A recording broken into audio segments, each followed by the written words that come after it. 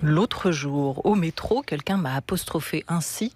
Tu vas nous faire un grand livre d'académicien, j'espère. Au lieu de cela, je recule ici jusqu'à l'enfance de l'art. Bonjour Dany Laferrière. Bonjour. Un livre écrit et dessiné à la main, à la manière de Cocteau qui pensait que l'écriture n'était que du dessin organisé. Comment cette idée a germé ? Je ne sais pas, elle est née de la fatigue et d'un certain épuisement. Il ne me restait qu'à fleurir les pages avec des dessins, à mettre des couleurs. Vous savez, je me souviens, ma mère disait que quand on voit un adulte en train de jouer avec les enfants, c'est qu'il a des problèmes trop lourds pour lui-même et qu'il préfère se cacher dans l'enfance. Vous avez des problèmes, vous ? Trop lourd pour moi-même. Oui. Oui, mais qui ne sont pas de graves problèmes, pas du tout. C'est une multitude de petits détails qui semblaient en train de me dévorer. J'avais l'impression que j'étais couvert de crabes.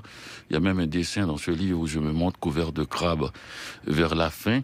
Et je faisais des cauchemars où je me réveillais, j'entendais des sons métalliques et c'est les petits crabes qui tombaient. J'étais dévoré de petits détails insignifiants parce que, en entrant à l'Académie française, j'ouvrais une perspective nouvelle à l'Académie, mais un grand nombre de gens qui me demandaient toutes sortes de choses. Bon, des petits crabes qui vous dévoraient, c'est quand même mieux que ce grand crabe qui peut aussi nous dévorer de l'intérieur, puisque c'est le nom qu'on donne au cancer. Tout va bien ? Et je ne sais plus, les petits crabes sont dangereux aussi. Ils sont dangereux aussi. Est-ce que de dessiner et d'écrire à la main, Dany Laferrière, c'était aussi une manière pour vous de suspendre le temps ? Oui, bien sûr, parce que j'avais l'impression d'être dans la sérénité la plus totale. Et quand je dessinais, quand je mettais les couleurs, je ne voyais pas passer le temps. Il ne passait pas d'ailleurs. Ouais. Qu'est-ce qui est le plus compliqué pour vous à dessiner, qui n'êtes pas un dessinateur à l'origine ? Les personnages qui s'assoient. Ça, c'est le plus dur. Dans le livre, je ne pense pas avoir réussi vraiment à faire asseoir. Et pourtant, ils sont souvent assis, le chat et le narrateur, mais à chaque fois, finalement, j'ai laissé tomber, j'ai le fait le plus naïvement possible, le plus proche de l'enfance. Dany Laferrière, il fallait un éditeur aussi loufoque que vous et aussi fou que notre Charles Dantzig pour accueillir à bras ouverts un tel projet. Vous le racontez, page 62 du livre. On a décidé de refaire la scène, voix off, j'arrive dans le bureau de Charles Dantzig. Charles, si vous êtes là avec nous, à vous. Où en es-tu avec ton nouveau livre ? Je ne l'écris plus. Tu n'écris plus ? Non, je n'écris plus ce livre. Et c'est quoi le nouveau ? C'est un livre sur Paris. Ah, ça fait un moment que j'attends que tu écrives un livre sur Paris. C'est vrai. Mais c'est un livre dessiné, Charles. Ça veut dire quoi, dessiner ?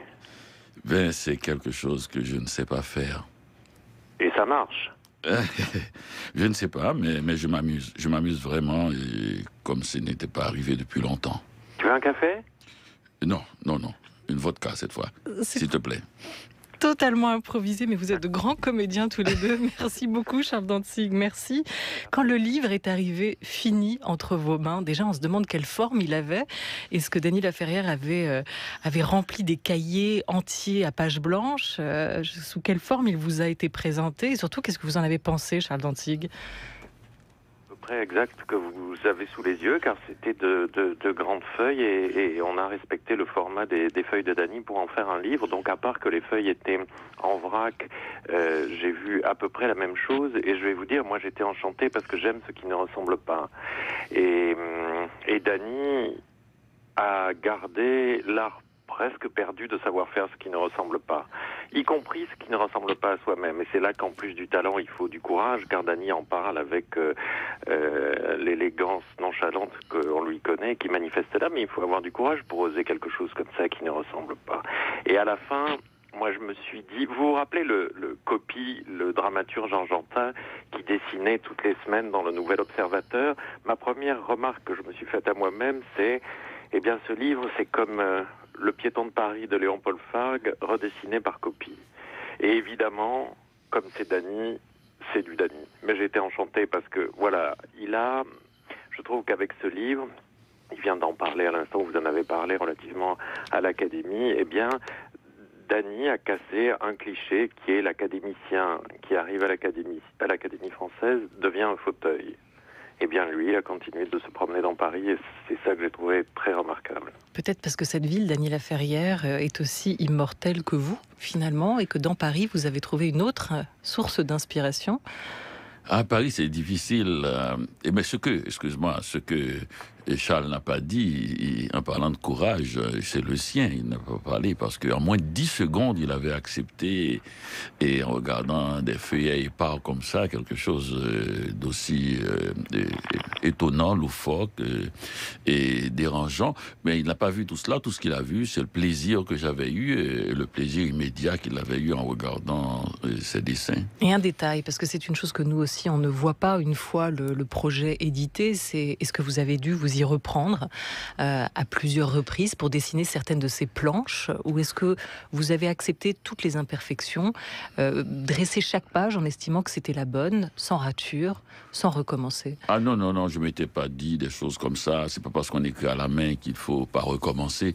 Mais quand même, quand j'avais fait des dessins un peu compliqués, un peu longs à faire, qui avaient 2 ou 3 petites fautes, je les corrigeais sur place, sur feuille, si l'on peut dire, parce que j'avais pas envie de reprendre ça, et en ayant peur aussi d'avoir fait quelque chose de plus vivant, de plus spontané, et une deuxième fois, et de faire la même chose, mais avec un côté un peu plus mécanique.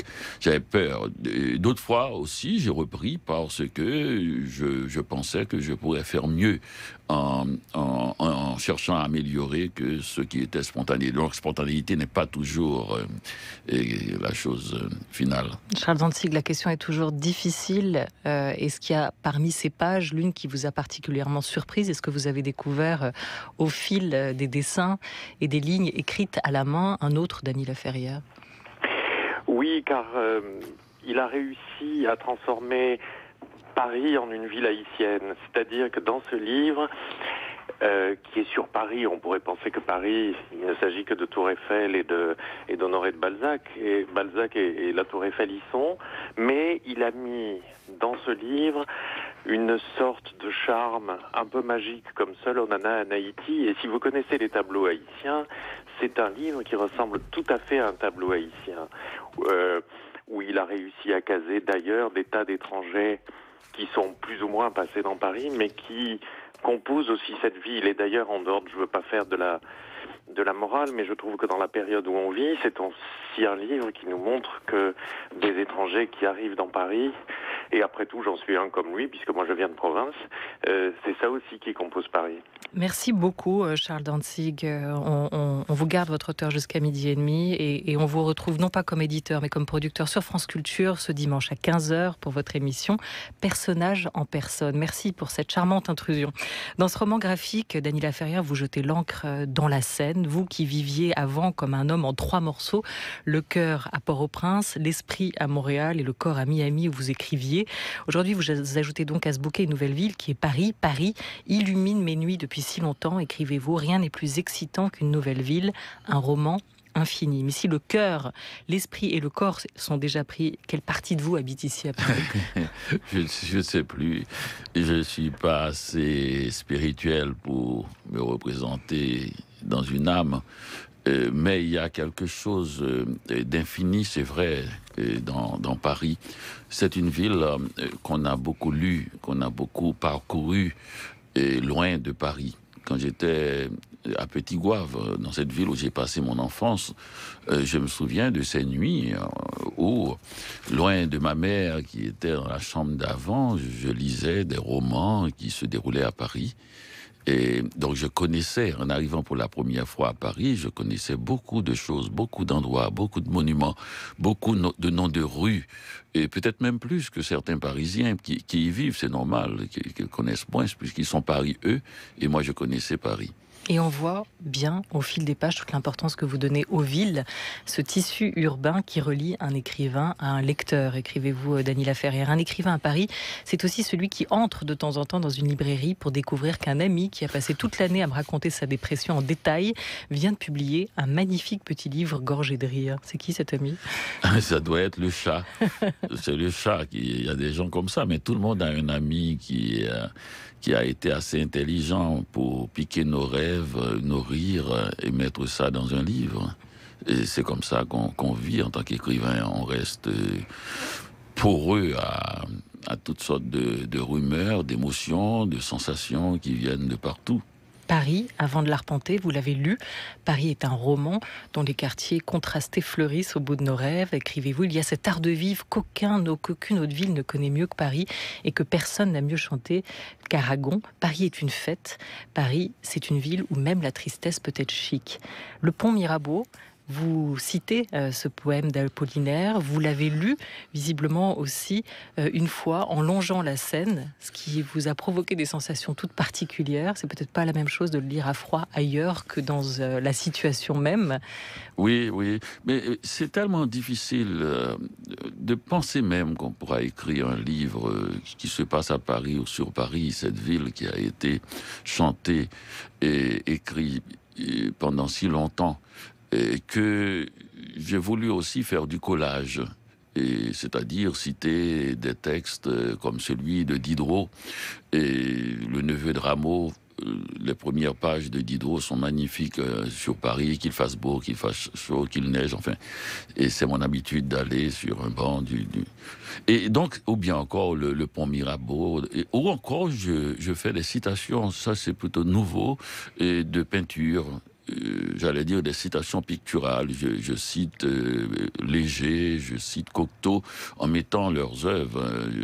Je déforme parfois Matisse et donc ou Picasso. J'aime bien faire des citations avec des œuvres picturales aussi, pas seulement avec du texte. Donc Paris contient tout cela, mais c'est aussi une ville aussi. On peut y marcher, on y marche longtemps. Je marche de jour comme de nuit dans Paris. Et puis aussi, ce que j'avais remarqué, c'est que c'est la sérénité des femmes dans Paris. Et parce que je les rencontre à toutes les heures de la nuit, et le métro qui n'est jamais aussi loin que la fatigue.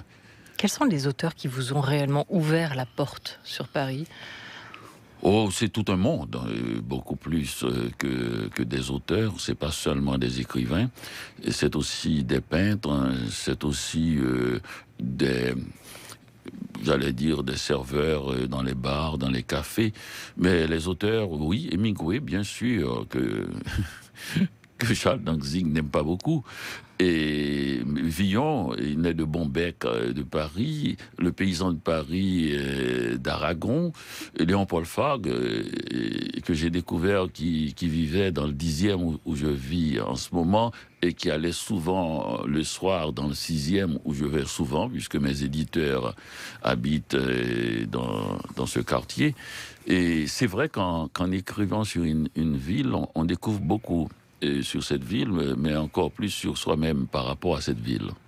Vous citez aussi le Rastignac du Père Goriot. À nous deux, Paris, finalement se saisir d'une ville nouvelle, en l'espèce Paris, est-ce que c'est pour vous, qui êtes un écrivain voyageur, un citoyen monde, comme on a tendance à le dire aujourd'hui, c'est-à-dire quelqu'un qui avait quand même beaucoup voyagé aussi, est-ce qu'appréhender une ville différente, c'est une forme de duel, une confrontation aussi ? Oh, mais j'ai temporisé un petit peu la citation de Rastignac. Au lieu d'à nous deux Paris, le chat et moi, on s'est dit nous deux à Paris, tout simplement. C'est plutôt cela, c'est le bonheur d'être là. Je n'ai pas d'esprit de conquête ni aucune ambition pour Paris. Et c'était vraiment, elle est là, cette ville. Elle se donne avec ses quartiers contrastés, avec ses nuits gorgées de vin, de conversation, avec ces femmes lumineuses, et cette accélération qui fait croire que les Parisiens sont impolis alors qu'ils sont courtois mais pressés. Et je crois, et je les regarde un peu partout, dans toutes les manifestations, dans les parcs comme dans le métro, avec des petits gestes qui ne sont qu'à eux. Et moi, je trouve que c'est un diamant, cette ville. Autant vous le dire tout de suite, je suis un obsédé de la fenêtre, écrivez-vous, Dany Laferrière. Paris, ce théâtre permanent, le dessinateur Emmanuel Guibert, auteur de Croquis de Paris dans son carnet de voyage, paru aux éditions Dupuis, ne dit pas autre chose lorsqu'il pousse les volets de sa fenêtre.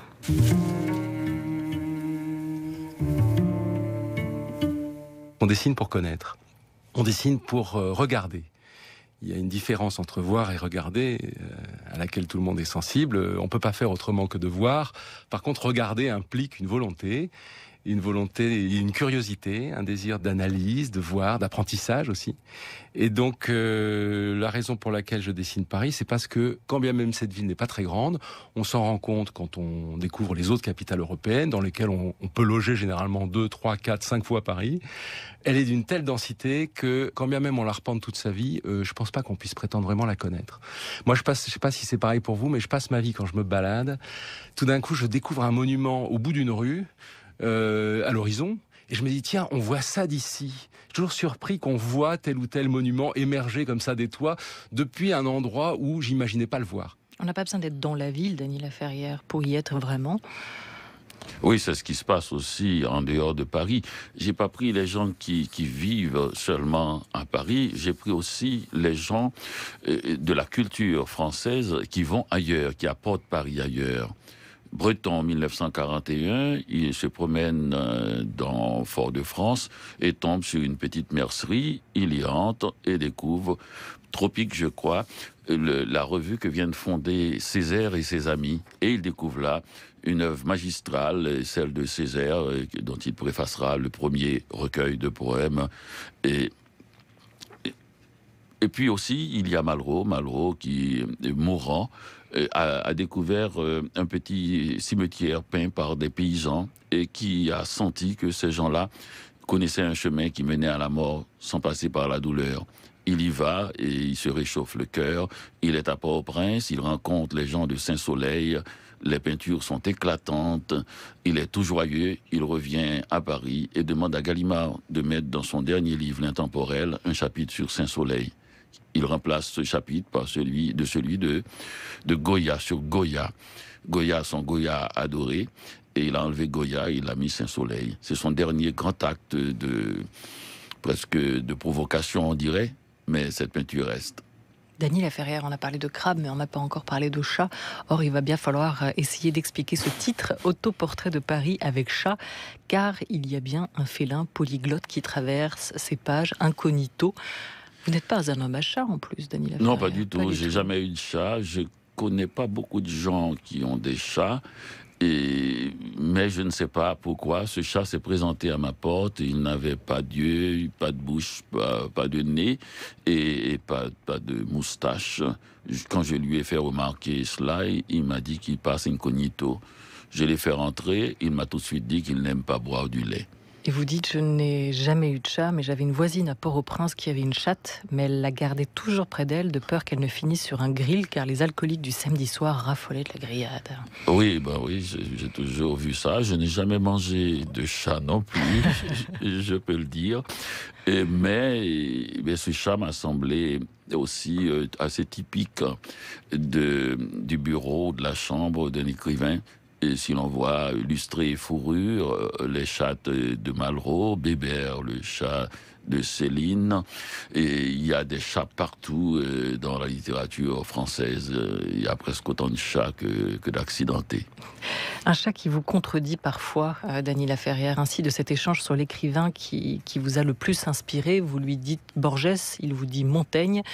Suit cet échange. À mon avis, tu aimes Borges, mais ta plus grande influence reste Montaigne. Borges tient sa vie à distance et Montaigne, comme toi, se jette la tête la première dans le fleuve de sa vie. Oui, lui répondez-vous, mais les deux se servent de l'érudition pour se tenir à distance des mondanités. Les deux sont obsédés par l'intemporel et toi, vous dit-il, tu ne cesses de faire l'éloge du présent. Et vous lui répondez, c'est un présent gorgé de passé. Vous êtes un mélange des deux ? Mais c'est beaucoup quand même. Borges, Montaigne, et excusez du peu. Mais oui, d'ailleurs, vous lui vrai. dites, écoute le chat, j'aimerais que cette conversation reste entre nous. Me retrouver entre Borges et Montaigne, je ne survivrai pas à un tel ridicule. Voilà. Mais enfin, les Haïtiens sont capables de tout. Vous avez donné votre langue au chat. Oui. Et lui, il n'a pas tenu sa parole. Il a tout dit. C'est quoi, Dany Laferrière, un livre qui ne tient à rien ? C'est un livre qui nous sauve du quotidien quand il se fait menaçant. Et c'est un livre avec un vent de fraîcheur qui nous pousse à regarder simplement les choses. C'est en regardant simplement les choses que j'ai découvert cette chose étrange qui est de croire qu'on puisse faire un livre 320 pages écrites à la main et dessiner. Ce que tous les enfants font, vous n'avez qu'à les voir chez le médecin quand ils attendent, ils sont couchés par terre sur le plancher à faire des dessins et à écrire à la main. Et c'est pour les tenir à distance, pour qu'ils ne viennent pas embêter les grandes personnes. Et moi, c'est un peu cela. J'étais tout seul dans ce studio et je faisais des dessins et j'écrivais à la main. Et je donne ça à mon éditeur qui le publie et les gens me disent comme c'est étrange qu'une chose aussi naturelle soit considérée comme une chose étrange. Midi 24, plein d'étrangetés sur France Culture avec vous, Dany Laferrière. On va écouter un titre du nouvel album de Baloji. Le titre s'appelle Bipolaire.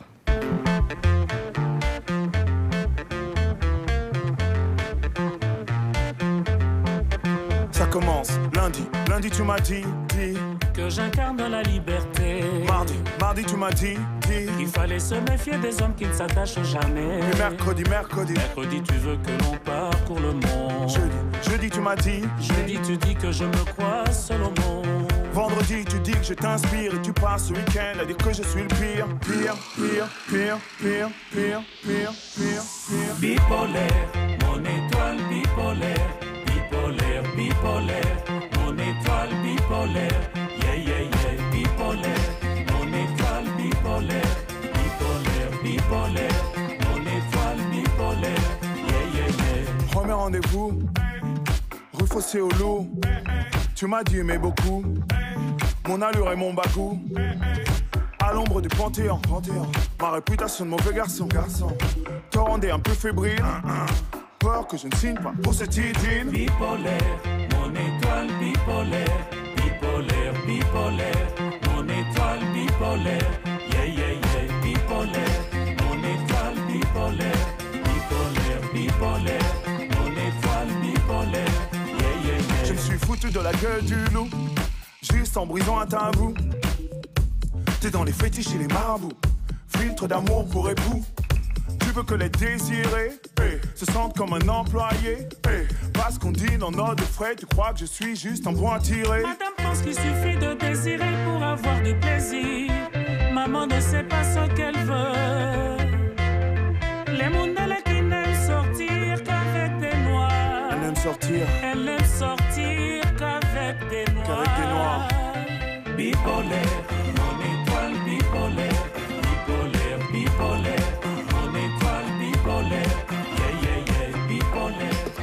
Le slammer, rappeur Baloji, il est belgo-congolais Baloji, et il s'est inspiré de votre roman Comment faire l'amour avec un nègre sans se fatiguer, sorti en 1985, pour penser, composer cette musique qui évoque, outre la bipolarité de vos personnalités, aussi le désir qu'on peut retrouver.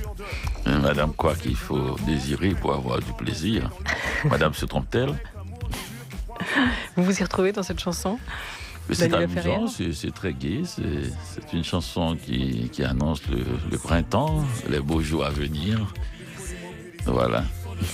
Et il s'appelle donc Baloji. Son album, c'est 137 avenue Kanyama, et à retrouver aussi en concert partout en France. Vous profitez aussi de cette balade dans Paris, et on terminera là-dessus, Dany Laferrière, pour nous raconter Haïti. C'est ce qu'évoquait aussi Charles Dantzig en ouverture de cette émission, ce pays où la culture semble être la dernière chose debout. C'est encore le cas aujourd'hui ? Ah, mais c'est toujours le cas, c'est de tout temps. On a vécu sous des dictatures où la seule façon de subventionner la culture à l'époque, c'était de ne pas mettre en prison les artistes et les écrivains. C'était la seule subvention qu'on recevait de l'État. Le ministère de la Culture n'a jamais eu un sou pour aider la culture, mais ça n'a pas empêché la culture de fleurir au point que je crois que la peinture est aussi populaire que le football en Haïti. Est-ce pourquoi j'ai pas compris que je ne m'étais pas exprimé déjà par la peinture, parce que j'ai toujours vu ça autour de moi, et la peinture ne passe pas par une école de beaux-arts, mais par tout simplement un désir de colorier le monde. de le voir autrement. Ouais, c'est Yannick Lahens qui dit souvent que la culture ne va pas sauver Haïti. C'est le cas, mais... Je ne sais pas ce que ça veut dire. Je ne sais pas ce qui pourra sauver Haïti. Je pense que c'est les Haïtiens qui sauvent Haïti, la culture comme l'agriculture. Et il y a un jeune garçon qui m'avait écrit une fois pour me dire, quand vous envoyez un sac de riz en Haïti, n'oubliez pas d'y ajouter une caisse de livres, car nous ne vivons pas, nous ne mangeons pas pour vivre en Haïti, nous mangeons pour lire. Et donc tout ça se met ensemble. Mais s'il n'y avait pas la culture, on n'entendra pas la voix d'Haïti. Ça, c'est sûr. Quand on est sur une île tout seul, ce sentiment d'insularité, il est terrifiant parfois. On parle et puis on ne vous entend pas. Mais l'art permet d'aller plus loin que soi, voilà, plus loin que son île. Comme les livres vous ont ouvert aussi à l'imaginaire parisien quand vous étiez à Haïti aujourd'hui. C'est la littérature haïtienne qui nous ouvre ici aussi à Paris vers cet esprit insulaire que vous évoquez, Dany Laferrière. Vous avez fait avec cet autoportrait de Paris avec chat un livre qui ne tient à rien. La prochaine étape, ce sera un grand livre d'académicien? Non, je ne sais même pas s'il y a de prochaine étape. Je n'ai pas d'avenir. Autoportrait de Paris avec chat. C'est paru chez Grasset. Merci beaucoup à vous, Dany Laferrière. Merci mille fois. Merci.